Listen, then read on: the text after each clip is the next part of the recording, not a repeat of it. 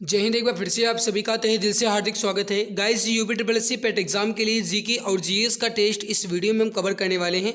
और आपको बता दें कि अगर आप इस पूरे सेट को कवर कर लेते हैं गाइस तो आपका 50 नंबर पक्का हो जाएगा। आइए आज की इस इंपॉर्टेंट वीडियो की शुरुआत करते हैं और आपके सामने प्रश्न रखते हैं। लेकिन उससे पहले मैं आप सभी को बता दूं कि अगर आप UP triple S C PET exam 2022 की तैयारी कर रहे हैं तो मेरे प्यारे भाई आपके लिए साइंस की एक महामैराथन क्लास आ रही है। 25 सितंबर को सुबह 11 बजे आपकी ये क्लास होगी। और गाइस अगर आप इस क्लास को देख लेते हो तो एक भी प्रश्न आपका नहीं छूटेगा।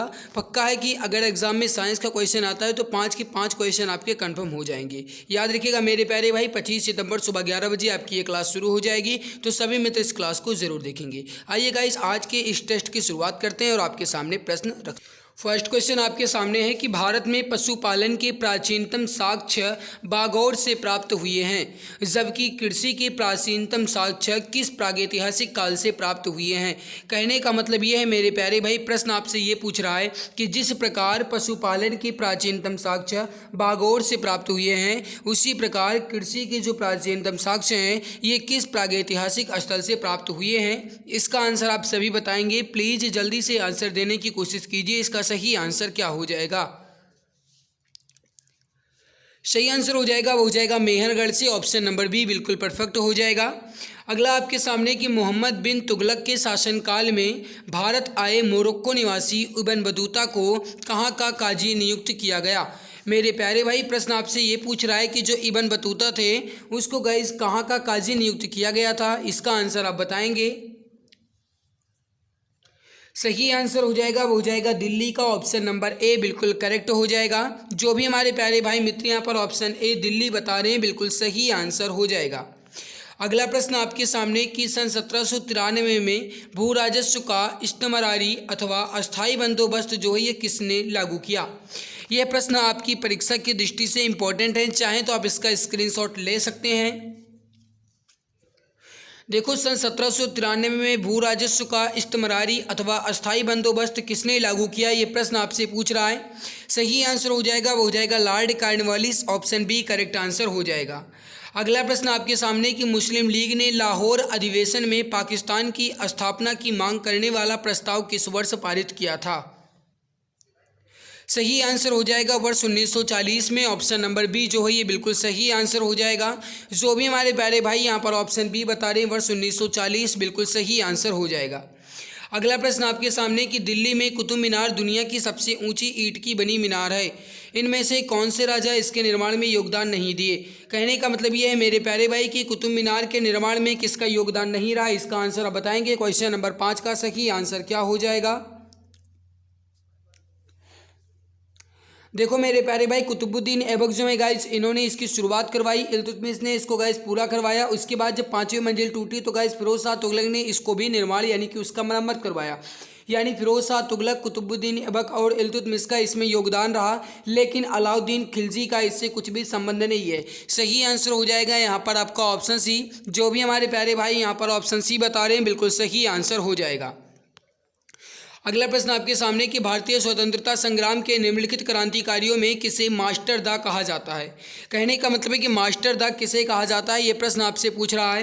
प्रश्न आपकी परीक्षा की दृष्टि से इंपॉर्टेंट है, फटाफट आंसर देने की कोशिश कीजिए।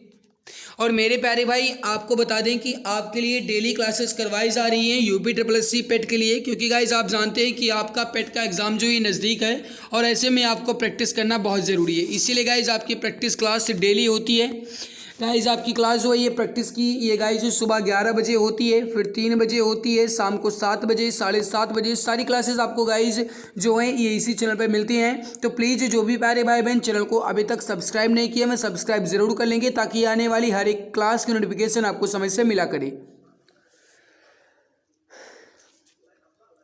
तो अब देखो गाइस मास्टर दा किसे कहा जाता है, ये प्रश्न आपसे पूछ रहा है। सही आंसर हो जाएगा वो हो जाएगा सूर्य सेन को। करेक्ट आंसर हो जाएगा यहाँ पर आपका ऑप्शन नंबर बी। अगला प्रश्न आपके सामने कि गांधी जी का चंपारण सत्याग्रह जो ये किससे जुड़ा हुआ था। इजारेदारी, तिनकठिया, जैन मीस या फिर इनमें से कोई नहीं। गांधी जी का जो चंपारण सत्याग्रह था मेरे प्यारे भाई ये तिनकठिया से जुड़ा हुआ था। ऑप्शन बी जो है ये आपका बिल्कुल परफेक्ट हो जाएगा। जो भी हमारे प्यारे भाई मित्र यहाँ पर ऑप्शन नंबर बी तिनकठिया बता रहे हैं बिल्कुल सही हो जाएगा। अगला प्रश्न आपके सामने कि बोस्टन चाय पार्टी की घटना का संबंध जो है ये किससे है। बोस्टन चाय पार्टी की घटना का संबंध किससे, इसका आंसर आप बताएंगे। राइट आंसर क्या हो जाएगा। सही आंसर हो जाएगा वो हो जाएगा अमेरिका के स्वतंत्रता युद्ध से। ऑप्शन नंबर डी जो है ये बिल्कुल सही आंसर हो जाएगा। बोस्टन चाय पार्टी की घटना का संबंध जो है ये है अमेरिकी स्वतंत्रता युद्ध से। ऑप्शन डी बिल्कुल परफेक्ट आंसर आपका हो जाएगा। अगला प्रश्न आपके सामने कि महाराष्ट्र में प्रार्थना समाज का मुख्य संचालक कौन थे। मेरे प्यारे भाई, महाराष्ट्र में प्रार्थना समाज के मुख्य संचालक कौन थे, ये प्रश्न आपसे पूछ रहा है। बताइए इसका सही आंसर क्या हो जाएगा। सही आंसर हो जाएगा क्वेश्चन नंबर 9 का, वो हो जाएगा MG Ranade. Option number B जो है ये बिल्कुल करेक्ट हो जाएगा। जो भी हमारे प्यारे भाई यहाँ पर बता रहे हैं कि महादेव गोविंद रनाडे, बिल्कुल सही आंसर हो जाएगा। ऑप्शन बी जो है ये बिल्कुल परफेक्ट हो जाएगा। ये एमजी रनाडे बात एक ही है, ठीक है। सही आंसर हो जाएगा यहाँ पर आपका ऑप्शन बी। अगला आपके सामने निम्नलिखित में से किस संस्था की स्थापना महात्मा गांधी ने नहीं की थी। ध्यान दीजिएगा, नहीं बात कर रहा है, जल्दबाजी नहीं करेंगे। क्वेश्चन नंबर 10 का आंसर आप बताएंगे। साबरमती आश्रम, सेवाग्राम आश्रम, फिनिक्स आश्रम की शुरुआत जो है गाइस ये स्थापना जो है महात्मा गांधी ने की, बल्कि विश्व भारत की स्थापना जो है गाइस ये महात्मा गांधी ने नहीं की थी, ठीक है। तो विश्व भारती जो है गाइस ये आपका सही आंसर हो जाएगा। जो भी हमारे प्यारे भाई यहाँ पर ऑप्शन सी विश्व भारती बता रहे, बिल्कुल सही आंसर हो जाएगा। अगला देखो गाइस, भूगोल है कि किसी तारे का रंग निर्भर करता है। किसी भी तारे का रंग जो है किस पर निर्भर करता है, इसका आंसर आप बताएंगे।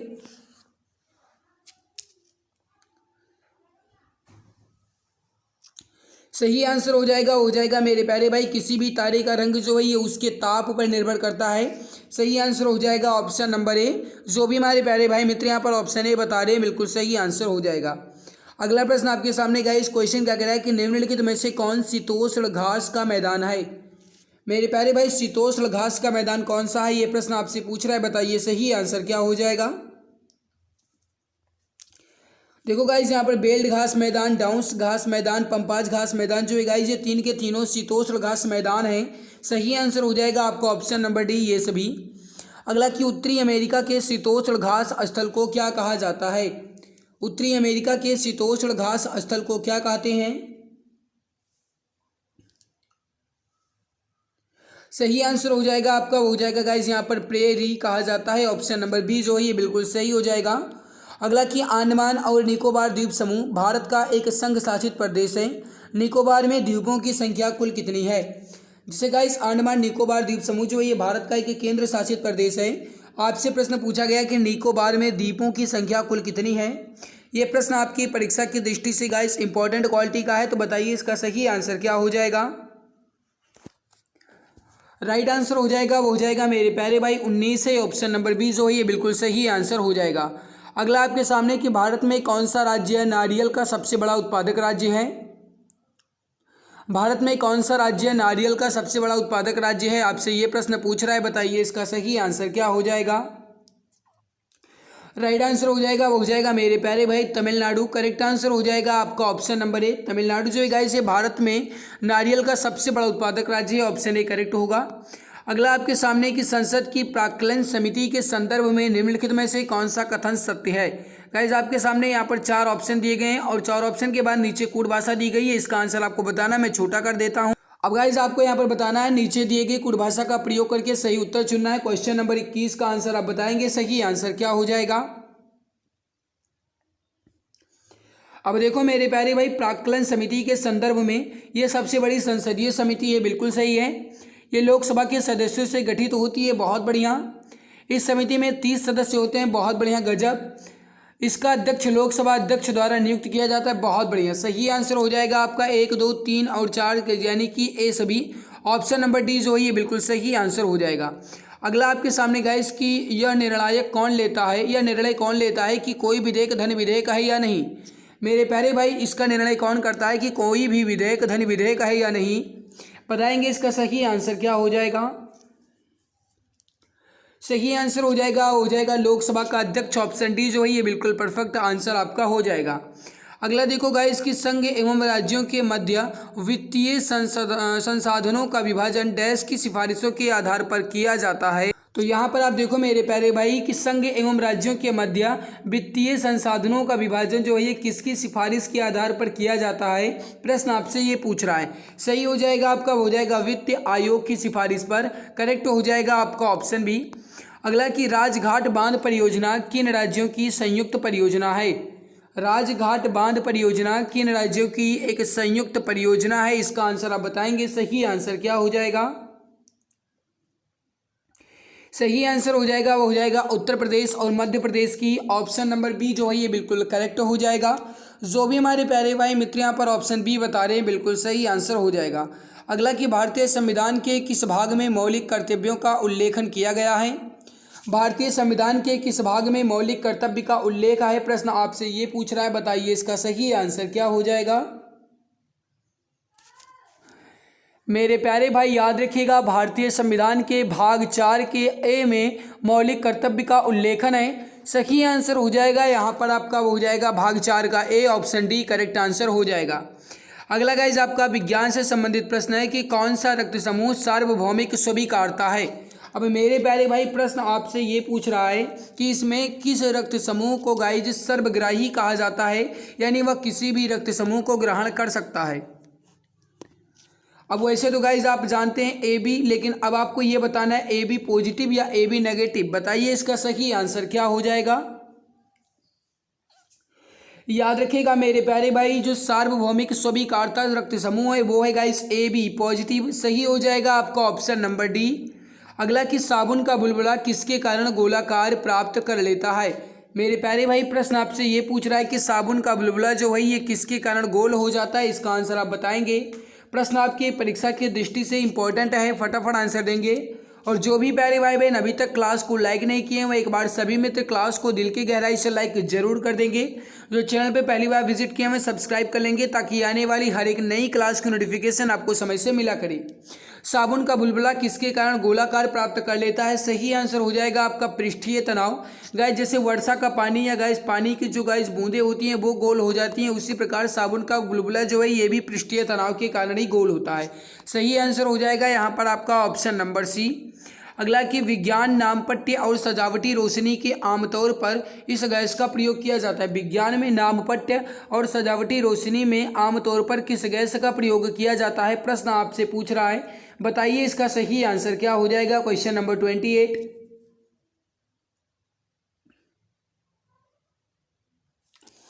राइट आंसर हो जाएगा वो हो जाएगा नियान गैस का, ऑप्शन नंबर बी जो है ये बिल्कुल सही आंसर हो जाएगा। निकट दृष्टि दोष को ठीक किया जा सकता है किस लेंस का प्रयोग करके, बताएंगे मेरे प्यारे भाई। निकट दृष्टि दोष को किस लेंस का प्रयोग करके ठीक किया जा सकता है, बताइए इसका परफेक्ट आंसर क्या हो जाएगा। सही आंसर हो जाएगा क्वेश्चन नंबर 29 का वो हो जाएगा मेरे प्यारे भाई निकट दृष्टि दोष को हम अवतल लेंस का प्रयोग करके सही कर सकते हैं। जबकि बात की जाए मेरे प्यारे भाई दूर दृष्टि दोष, तो देखो अगर दूर दृष्टि दोष है गाइस तो उसमें हम उत्तल लेंस का प्रयोग करेंगे, तो दूर के लिए उत्तल और निकट के लिए गाइस तो वो हो जाएगा अवतल। बात करें जरा दृष्टि दोष के लिए गाइस तो इसमें द्विफोकल लेंस का प्रयोग किया जाएगा, ठीक है। हालांकि यहाँ पर गाइस आपसे निकट पूछा गया तो अवतल वाला ऑप्शन आपका बिल्कुल सही हो जाएगा। जो भी हमारे प्यारे भाई मित्र यहाँ पर ऑप्शन नंबर बी अवतल लेंस का प्रयोग करके बता रहे हैं बिल्कुल सही आंसर हो जाएगा। निर्वात में किन तरंगों को प्रसारित नहीं किया जा सकता, निर्वात में किन तरंगों को प्रसारित नहीं किया जा सकता, ये प्रश्न आपसे पूछ रहा है मेरे प्यारे भाई। जैसा कि आप जानते हैं कि ध्वनि को संचरण करने के लिए किसी न किसी माध्यम की आवश्यकता होती है, तो मेरे प्यारे भाई याद रखिएगा ध्वनि जो ये निर्वात में प्रसारित नहीं हो सकती।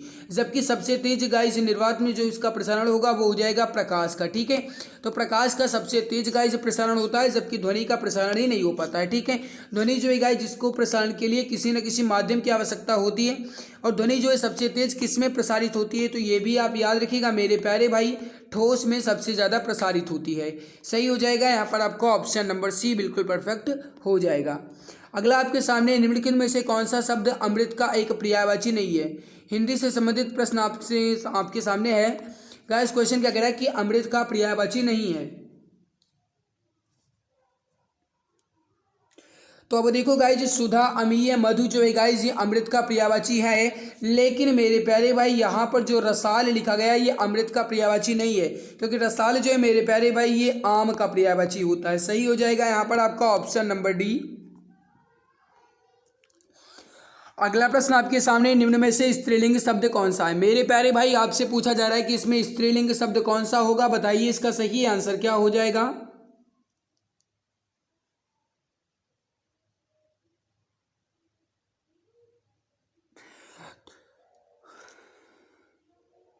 तो देखो गाइज यहाँ पर वेदना जो है ये एक स्त्रीलिंग शब्द हो जाएगा, ऑप्शन ए ही आपका करेक्ट हो जाएगा। अगला प्रश्न आपके सामने, कबीरदास, तुलसीदास, सूरदास आदि जो है गाइज ये कौन से काल के एक संत कवि हैं? कबीरदास हो गए, तुलसीदास, सूरदास, ये सभी जो है गाइज ये किस काल के संत कवि हैं? ये प्रश्न आपसे पूछ रहा है, बताइए इसका सही आंसर क्या हो जाएगा। प्लीज जल्दी जल्दी आंसर देने की कोशिश कीजिए। क्वेश्चन नंबर 39 राइट आंसर हो जाएगा भक्ति काल के, ऑप्शन नंबर बी बिल्कुल परफेक्ट हो जाए। और आगे बढ़े, लेकिन उससे पहले मैं आपको सूचित कर दूं मेरे प्यारे भाई, यूपीएससी पेट एग्जाम 2022 के लिए साइंस की एक महामैराथन क्लास आपके लिए आ रही है, जिसमें गाइस आपके फिजिक्स, केमिस्ट्री और बायोलॉजी को कवर किया जाएगा। ये क्लास आपकी होगी 25 सितंबर को सुबह 11 बजे। मेरे प्यारे भाई इसमें आप बिल्कुल जुड़िएगा, क्योंकि अगर आप इस क्लास को देख लेते हो तो ये गाइस मैं आपसे दावा कर सकता हूँ कि आपका पेट एग्जाम में जो 5 क्वेश्चन साइंस का आने वाला है वो तो कदापि नहीं छूटेगा। मेरे प्यारे भाई लगभग 2.5 से 3 घंटे की क्लास आपकी होगी, या 3 साढ़े 3 घंटे या 4 घंटे की भी हो सकती है। ठीक है मेरे प्यारे भाई, फिजिक्स, केमिस्ट्री और बायो इन तीनों सब्जेक्ट्स को क्लियर किया जाएगा। एमसीक्यूज प्रश्न होंगे ताकि आपकी प्रैक्टिस भी हो जाए। ठीक है, तो गाइस ये याद रखिएगा 25 सितंबर सुबह 11 बजे आपके लिए खास होगा। इसमें साइंस के 5 क्वेश्चन खल्लास होंगे। चलिए अगला गाइस आपके सामने प्रश्न क्या कह रहा है कि उपर्युक्त के लिए सही संधि विच्छेद चुनिए। उपर्युक्त के लिए सही संधि विच्छेद क्या होगा, इसका आंसर आपको बताना है। सही आंसर क्या हो जाएगा, प्लीज जल्दी जल्दी आंसर देने की कोशिश कीजिए।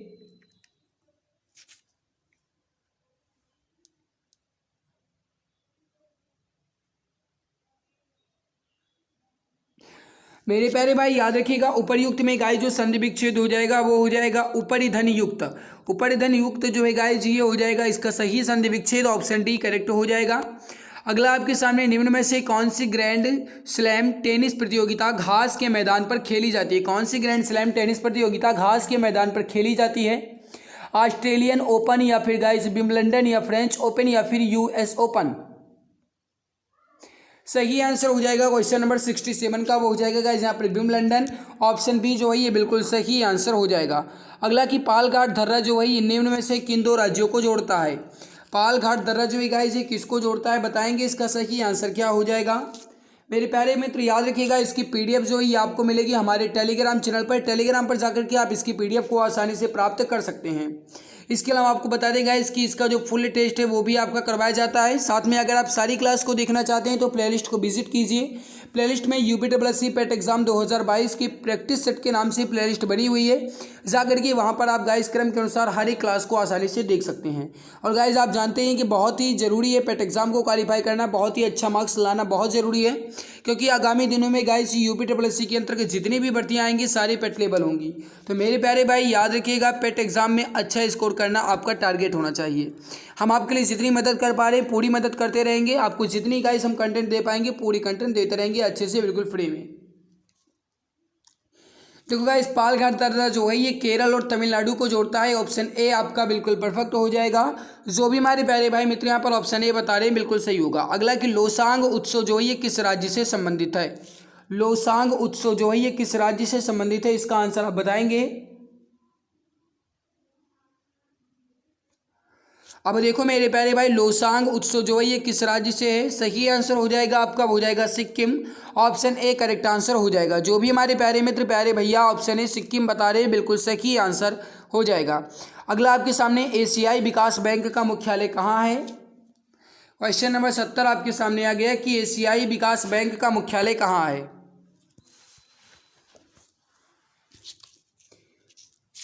सही आंसर हो जाएगा, वो हो जाएगा मनीला में है, ऑप्शन नंबर सी करेक्ट हो जाएगा।